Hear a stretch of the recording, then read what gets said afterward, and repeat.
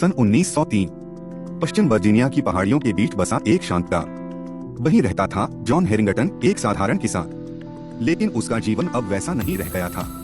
दिन भर खेतों में मेहनत करने वाला वह मजबूत आदमी अब थकान का टूटा हुआ महसूस करता था। उसकी मांसपेशियां ढीली पड़ चुकी थीं और शरीर जैसे किसी अज्ञात रोग का बोझ उठाए हुए हो। रात होते ही उसकी तकलीफें और बढ़ जाती। बिस्तर की गर्माहट उसे बेचैन कर देती। खुजली, जलन और त्वचा पर छाले उसे सोने नहीं देते। उसके अंडकोश और ग्रंथियां इतनी सूज गई थीं कि चलना तक मुश्किल हो गया था। आंखों में जलन, चुभन और रोशनी से असहनीय तकलीफ। चांदनी रातें जो कभी सुकून देती थीं, अब उसे डराने लगी थीं।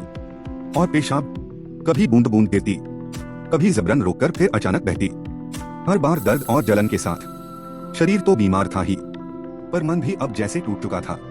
वह किसी चीज में रुचि नहीं लेता था, न जीवन में न प्रेम में। इसी टूटन में किसी ने उसे सलाह दी।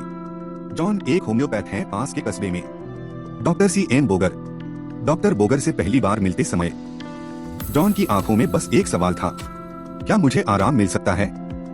डॉक्टर बोगर ने उसे ध्यान से सुना, हर लक्षण, हर दर्द, हर भावना को समझा और फिर एक छोटी सी खुराक दी, एक नई उम्मीद के साथ। हफ्तों के भीतर ही कुछ बदलने लगा।